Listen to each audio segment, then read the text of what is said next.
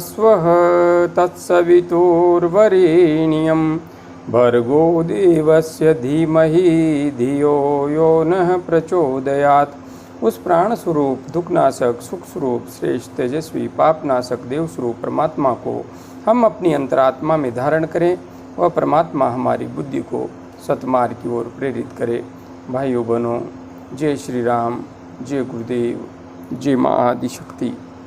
आप सभी भाइयों बहनों को भगवान परशुराम जयंती एवं अक्षय तृतीया महापर्व की हार्दिक शुभकामनाएं। भाइयों बहनों, भगवान परशुराम जयंती के इस महा अवसर पर आप सब एक संकल्प धारण कीजिए, क्योंकि हमने हमारे महापुरुषों को भगवान तो बना दिया, किंतु वास्तविक रूप में उन्होंने अपने जीवन में किस प्रकार से संघर्ष किया था और किस प्रकार से उन्होंने अन्याय से लोहा लिया था, उस शिक्षा को, उस ज्ञान को उनसे ग्रहण करना हमने छोड़ दिया। आज सनातन धर्म की जो दुर्दशा है वह इसी वजह से है कि हमने हमारे धर्म में जन्म लेने वाले दिव्य महापुरुषों को, दिव्य चेतनाओं को मंदिरों में तो बिठा दिया, किंतु उनके व्यक्तित्व से जो हम ज्ञान ग्रहण कर सकते थे वह ग्रहण करना हमने छोड़ दिया। हमने उस पद्धति को छोड़ दिया जिस पद्धति के द्वारा महापुरुषों का, दिव्य चेतनाओं का सृजन किया जाता था। इसलिए वापस वहाँ पर लौटने की आवश्यकता है जहाँ पर हम पहले थे, क्योंकि हमारे अंतस्थ में ही वह सब कुछ छिपा हुआ है जिसे जागृत करके हम मानव से महामानव और महामानव से देव मानव और अवतारी चेतना के रूप में अपने आप को स्थापित कर सकते हैं। हमारे अंदर ही वे संपूर्ण संभावनाएं विद्यमान हैं, बस हम उन्हें समझें और जागृत करें।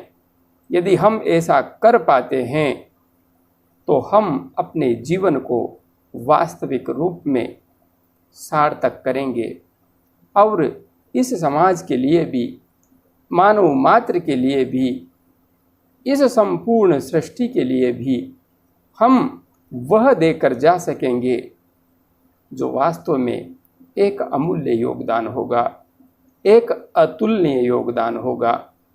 इसलिए भाइयों बहनों, हम सिर्फ मूर्तियों को पूजने तक सीमित न रहें।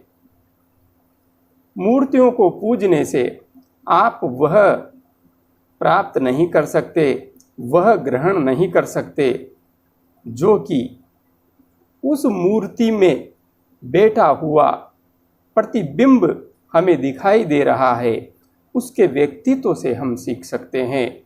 भगवान राम को पूजो, किंतु उनका व्यक्तित्व महत्वपूर्ण है। उनका व्यक्तित्व किस प्रकार से ऐसा बना था, उस शिक्षा को योग वासिष्ठ से समझो। और भगवान परशुराम ने अपने जीवन में स्वयं कितने संघर्ष झेले थे और किस प्रकार से उन्होंने अन्याय से लोहा लिया था, इस सत्य को समझो। तभी जाकर के सनातन धर्म का अस्तित्व वास्तव में सुरक्षित रखा जा सकेगा। आज मैं प्रथम जिज्ञासा सम्मिलित कर रहा हूँ।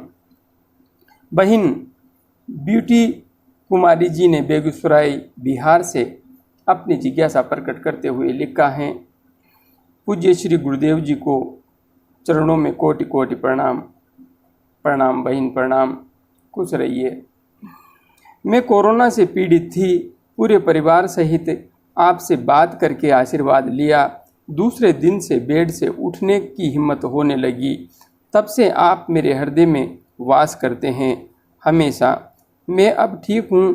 मैं सुबह 5 माला और शाम को 4 माला कुल 9 माला गायत्री मंत्र की जप करती हूँ, गुरु मंत्र भी करती हूँ। 4 दिन से गले की नस में खिंचाव कुछ अटक गई है, हल्का दर्द है, सिर के बीच में चक्र घूम रहा हो ऐसा लगता है। उसके बाद तेल चारों तरफ से नीचे गिर रहा है, मुंह में पानी भर जाता है। एक दिन मिठाई जैसा लगा, अब नारियल पानी जैसा लग रहा है। हथेली व तलवे में चक्र घूम रहे हैं और वाइब्रेशन हर समय होता है। मंत्र जप करते समय लगता है नींद में हूँ, लेकिन मंत्र जप कर रही हूँ। आपका सब वीडियो देखती हूँ, उससे बहुत अनुभव मिलता है। ये समझ में नहीं आए ये सब क्या हो रहा है। अपने परिवार के बारे में कुछ बात करती थी। आपकी शिष्या ब्यूटी कुमारी, बेगूसराय, बिहार। अगर कोई गलती हुई हो तो क्षमा मांगते हैं। प्रणाम गुरुदेव, जय माँ आदिशक्ति। बहन ब्यूटी जी, आप कोरोना से संक्रमित थी और जहाँ तक मुझे पता है, कोरोना से संबंधित यदि किसी ने पहली बार मेरे को कॉल किया था तो वह आप ही थी। माँ से प्रार्थना करना मेरा कर्तव्य था और मैंने प्रार्थना की थी।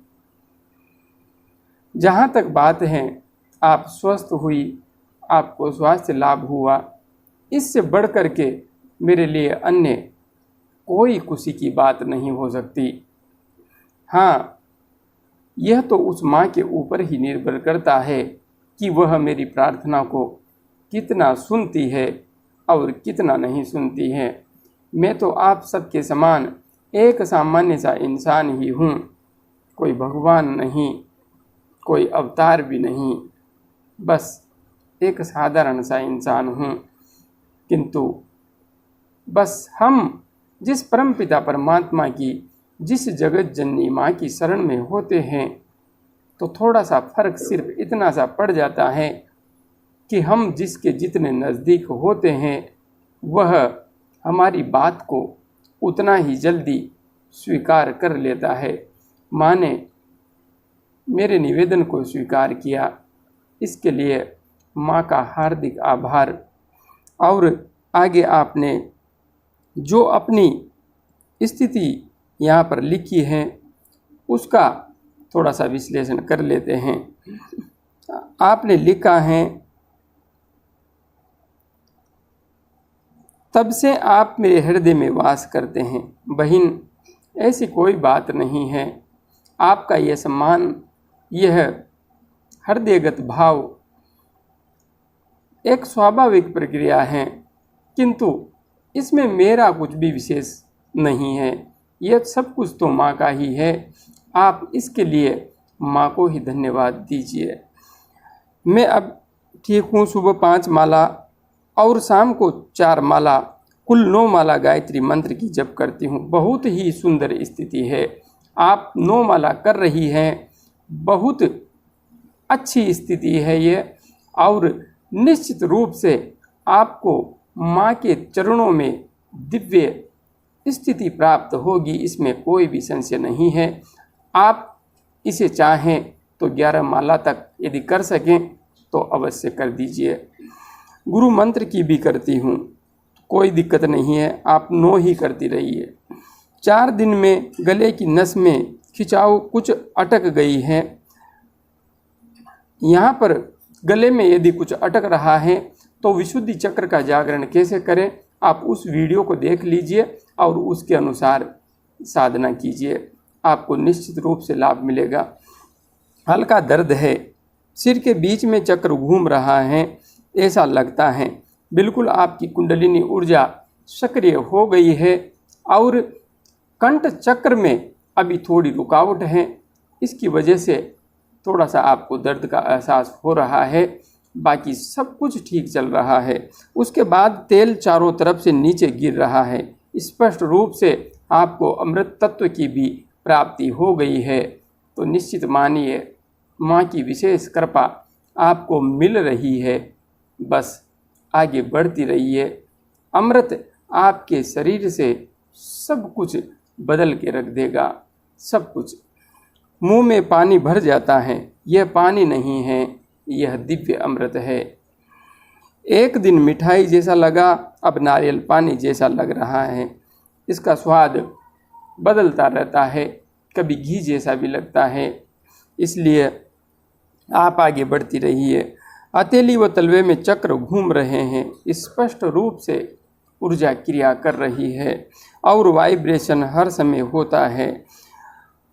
मंत्र जप करते समय लगता है नींद में हूँ, नींद में नहीं होती आप। वह जो अमृत का स्राव हो रहा है उसका नशा है, उसकी वजह से आपको ऐसा लगता है। लेकिन मंत्र जप कर रही हूँ, आपका सब वीडियो देखती हूँ। वीडियो देखने के लिए धन्यवाद। उससे बहुत अनुभव मिलता है। ये समझ में नहीं आए ये सब क्या हो रहा है। बहन, जो कुछ हो रहा है सब कुछ उत्कृष्ट हो रहा है, बहुत ही श्रेष्ठ हो रहा है। बस आप आगे बढ़ती रहिए। सुषुम्ना नाड़ी में प्राण का प्रवाह कैसे करें, आज्ञा चक्र का जागरण कैसे करें और विशुद्धि चक्र का जागरण कैसे करें, ये तीनों वीडियो आपके लिए इस समय सहायक हैं, महत्वपूर्ण हैं। आप वैसे तो इनको देखकर ही आगे बढ़ रही होंगी, किंतु जो कंठ चक्र में थोड़ी सी समस्या है उसके लिए विशुद्धि चक्र का जागरण कैसे करें, उस वीडियो को देख के आगे बढ़िए।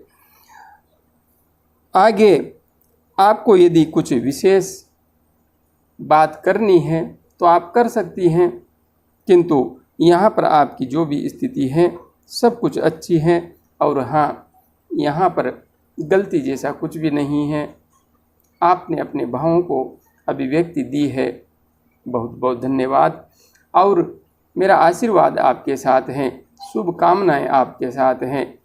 आप स्वस्थ तो हो ही गई हैं, बस आगे बढ़ती रहिए। और हाँ, संपूर्ण परिवार को भी कहिए कि वे भी गायत्री महामंत्र का जप करें।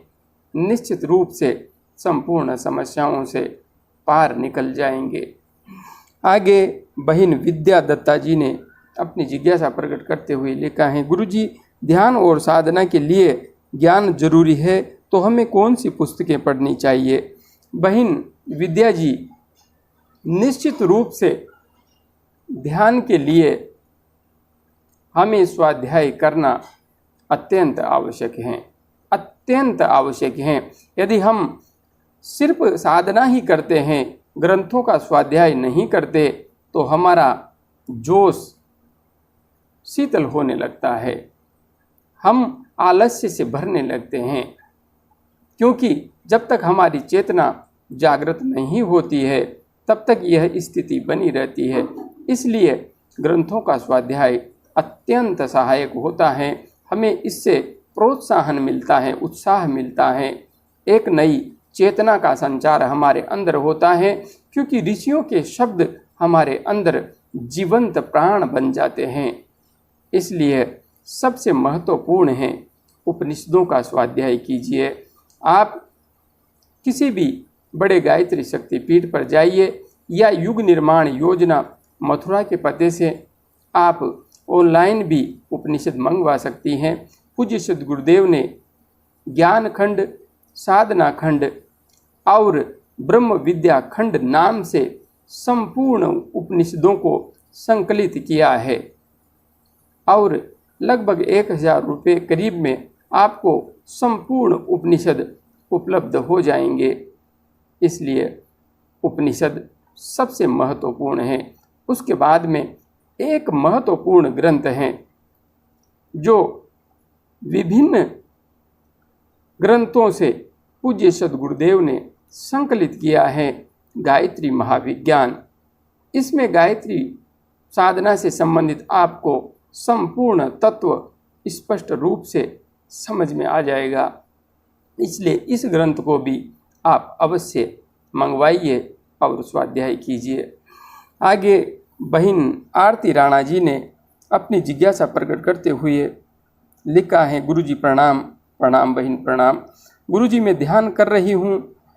मैं ये जानना चाहती हूँ कि ब्रह्म ज्ञान क्या होता है? मुझे कैसे पता चलेगा कि मुझे ब्रह्म ज्ञान हो गया है? कृपया मार्गदर्शन करें। बहन आरती जी, इसके संबंध में मैंने पहले एक वीडियो बना रखा है, कैसे जाने कि हमें ब्रह्म ज्ञान हो गया है। आप उस वीडियो को देखिए, आपको सब कुछ स्पष्ट रूप से समझ में आएगा। और हाँ, कुंडलिनी जागरण के चक्रों के अनुसार लक्षण, उस वीडियो को भी देखिए, उसमें भी आपको यह सत्य स्पष्ट रूप से समझ में आएगा। अभी यहाँ पर इसको समझाने का उचित नहीं है, क्योंकि यह विषय काफ़ी लंबा हो जाएगा। आगे बहन नीति खेमका ने अपनी जिज्ञासा प्रकट करते हुए लिखा है, मेरे माथे के पिछले भाग में गोंद जैसा महसूस होता है, माथा ऊपर नीचे होता है।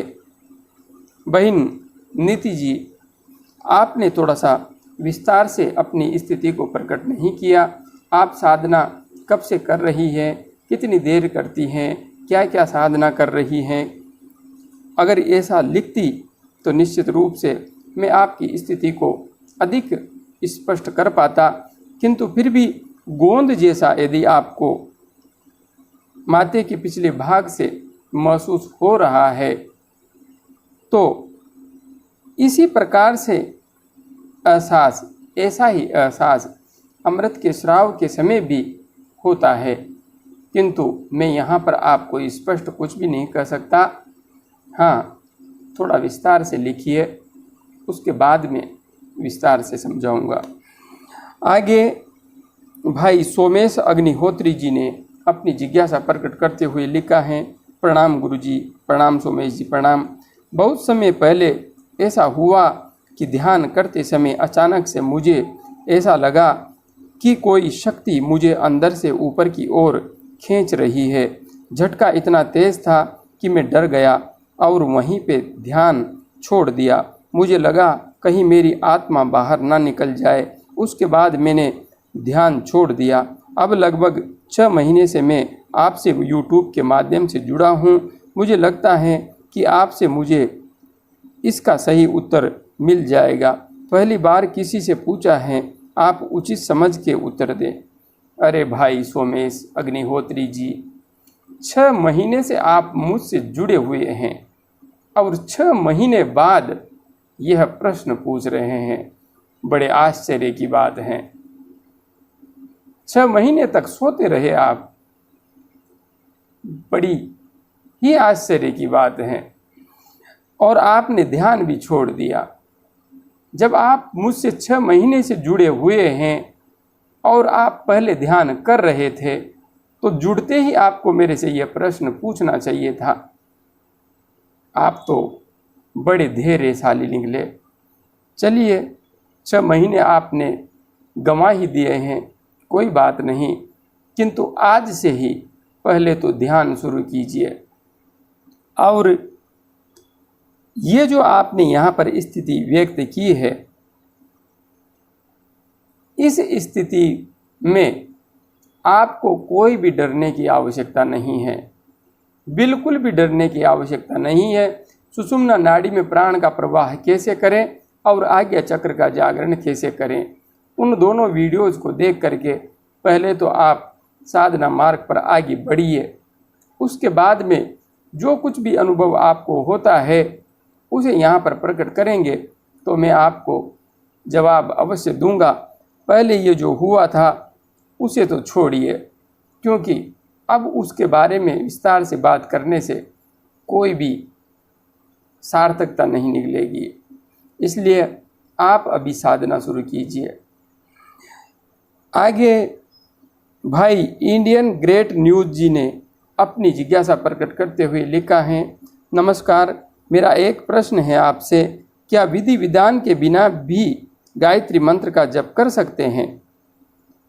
भाई great news, Indian great news जी, बिल्कुल बिना विधि विधान के भी आप गायत्री महामंत्र का जप कर सकते हैं। सुषुम्ना नाड़ी में प्राण का प्रवाह कैसे करें और आज्ञा चक्र का जागरण कैसे करें, इन वीडियोज़ में जो मैंने विधि बता रखी है उसका अनुसरण करते हुए आप गायत्री महामंत्र का जप कर सकते हैं, कोई समस्या नहीं आएगी। हाँ, बाद में जब आप स्वयं इस संबंध में ज्ञानी हो जाएंगे, उसके बाद में आप चाहें तो विधि विधान का अनुसरण कर सकते हैं। हाँ, पवित्रीकरण और आचमन दो छोटा सा नियम है। पवित्रीकरण में कुछ नहीं करना होता, जल छिड़क के शरीर को पवित्र करना होता है और 3 बार आचमन गायत्री मंत्र बोल करके हम कर सकते हैं। बस इतना यदि आप कर लें तो अच्छा है, बाकी नहीं भी कर सके तो कोई भी समस्या नहीं है, कर सकते हैं। आगे बहन कृष्णा बिस्वा जी ने अपनी जिज्ञासा प्रकट करते हुए लिखा है, प्रणाम गुरुजी, प्रणाम बहन, प्रणाम। मुझे आपकी ब्लेसिंग चाहिए ताकि मैं ध्यान में आगे जा सकूं। मेरी शुभकामनाएं आपके साथ हैं, आप आगे बढ़िए। सुषुम्ना नाड़ी में प्राण का प्रवाह कैसे करें, इस वीडियो को अवश्य देख लीजिए और साथ में आज्ञा चक्र का जागरण कैसे करें, इस वीडियो से भी आवश्यक ज्ञान ग्रहण कर लीजिए। आगे बढ़िए, आपको शीघ्र ही ध्यान में सफलता प्राप्त होगी। आगे भाई दीपक चौधरी जी ने अपनी जिज्ञासा प्रकट करते हुए लिखा है, प्रणाम गुरुजी, प्रणाम दीपक जी, प्रणाम। सूक्ष्म जगत की यात्रा जब कोई करता है तो क्या उसकी चेतना खुद वापस आ जाती है या भगवान की मर्जी से आती है? दीपक जी, चेतना अपने आप ही वापस आ जाती है।